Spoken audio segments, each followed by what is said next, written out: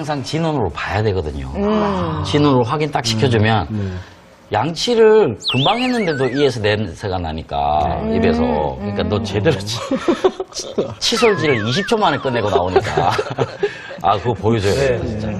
지금 현재 의학적으로 봤을 때 네. 치아 건강에 미치는 유전적 영향은 어느 정도라고 되어 있나요?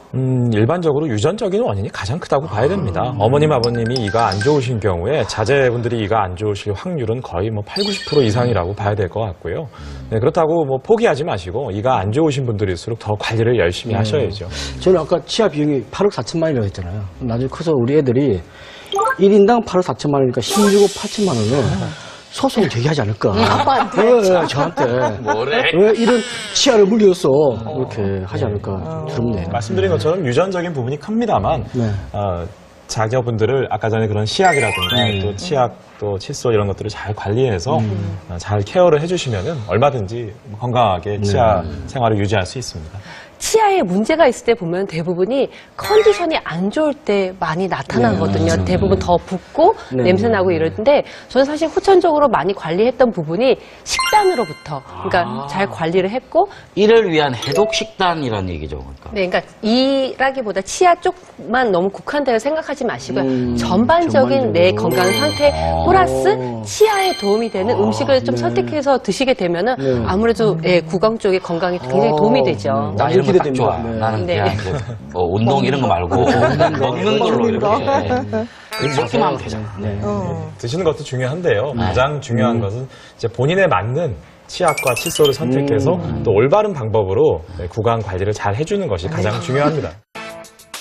그래서 준비했습니다. 스타 치과의사 장혁진이 공개하는 증상별, 연령별, 안성맞춤, 치약, 칫솔 고르는 방법. 네, 오복 중 하나 치아. 선생님, 네. 양치 중요하잖아요. 네. 근데 양치 도구들인 것 같아요. 네, 칫솔과 치아. 네. 이걸 올바르게 잘 선택을 해야 되는데요. 방법을 좀 알려주세요. 네, 일단 치약도 약이니까요. 선택을 잘하는 것이 중요합니다. 일단 치약을 선택하실 때 가장 중요한 것은 마모도입니다. 우리가 치약을 옛날에 어르신들 그 은수저 녹난 거 닦으실 때 치약으로 닦으셨어요. 맞아요. 그만큼 그 치약에는 마모제 성분이 많이 들어 있습니다. 예를 들어서 치석이 있으신 분들한테 치석 제거를 할 때에는요, 지금 보시는 것은 이제 치석 제거 전용 치약입니다. 요걸 한번 만져보시게 되면은 한번 만져보시겠어요? 이렇게 돌가루 성분이 들어가 있기 때문에 그러네요. 상당히 이렇게 예, 돌가루 입자들이 만져집니다. 이렇게 마모도가 높은 그 치약은요, 네. 본인이 선택하실 때 한번 만져보시면은 선택이 쉽습니다. 육안으로도 보이네요. 네. 알맹이가 보여요. 이렇게. 네. 네네. 담배 태시는 분들한테도 도움이 네. 많이 되고요. 네. 다만 이제 이런 마모도가 높은 치약을 오히려 어린아이들이나 이가 시리신 분들한테 쓰시면 안 되겠죠. 그래서 또 이렇게 시린이의 전용 치약도 또 따로 나옵니다. 죄송하지만 이것도 한번 만져보시겠어요? 예, 요거 아까 전에 느낌이 틀리죠? 예, 요것도 한번 만져보시면은 뭐 전혀 부드러운데요, 이거? 예, 마치 여자분들 그 네, 네. 나이트 크림 같이 네. 상당히 예, 부드럽습니다. 우리가 이가 안 그래도 마모가 돼서 시리신 분한테 마모도가 높은 치약을 쓰시면 안 되고요. 또 미백 치약이라든가 또 어린이 전용 치약 여러 가지 그 치약이 있기 때문에 개개인 상태에 맞춰서 쓰셔야죠.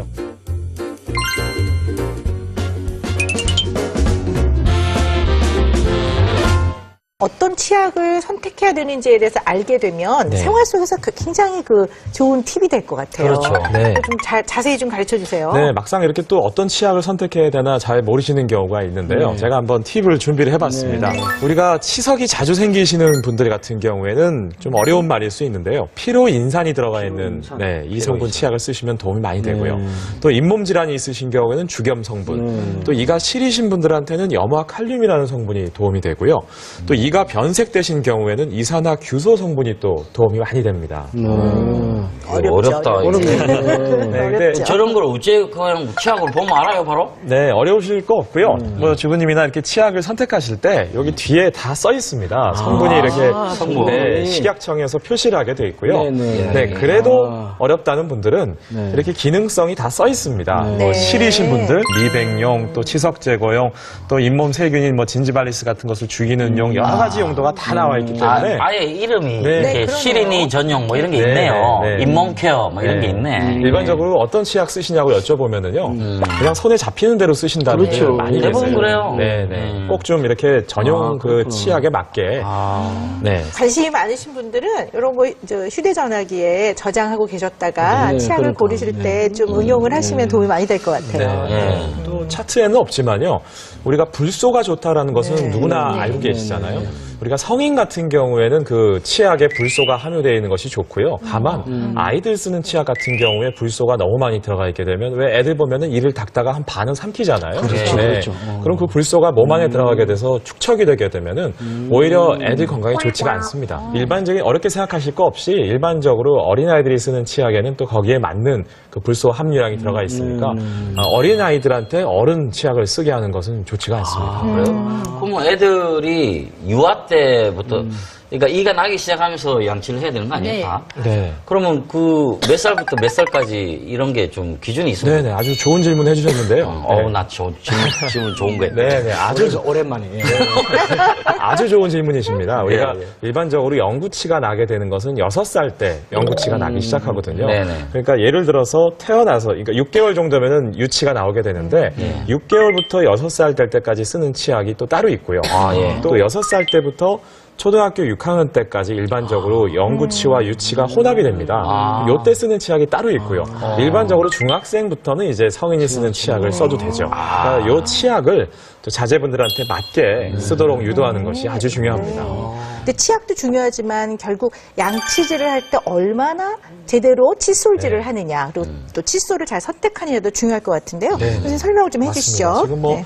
칫솔도요. 요즘 마트 가보면은 정말 선택도 어려울 만큼 너무 많은 종류의 칫솔들이 많이 있죠. 네, 잠깐 말씀을 드리면 아까 전에 치약, 마모도 말씀드렸었지만 만져보시면은 칫솔 모가 좀 이렇게 딱딱 한번 만져보시겠어요? 네. 이 딱딱한데. 네, 이렇게 칫솔 모가 네, 이렇게 딱딱한 것이 있습니다.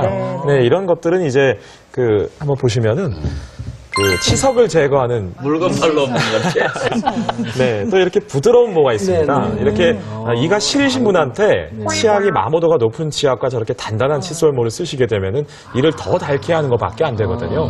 이렇게 부드러운 모를 쓰시면서 사용하는 것이 좋고요. 또 이 칫솔 크기도 너무 큰 것은 곤란합니다. 치아를 한 2개 정도 그 덮을 정도의 그 칫솔 크기를 사용하는 것이 적당하다고 할 수 있겠습니다. 네.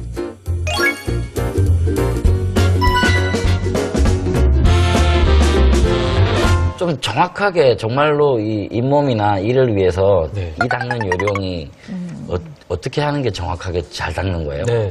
일단 이렇게 칫솔을 준비를 해서 이를 닦을 때는요, 애들도 마찬가지고 어른도 마찬가지고 일단 어떻게 하죠? 일단 물에 이렇게 씻습니다. 처음에. 네.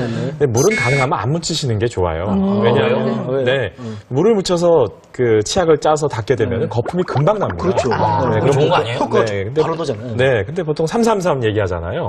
아마 물을 잔뜩 묻혀서 치약해서 3분 닦아보시면요, 거품이 너무 많이 나서 닦을 수가 없어요. 그래요? 그러면 뱉잖아요. 네, 뱉기는 하는데요. 물을 너무 많이 묻히시게 되면 그 치약의 효과도 떨어지고요. 보통 그 칫솔질 어떻게 하시나 보면은요, 정말 치석을 제거할 만큼 막 좌우로 막 문질러서 닦으시는 분들이 계세요. 그러다 보면 치아도 마모가 되고 오히려 이가 망가지게 되거든요.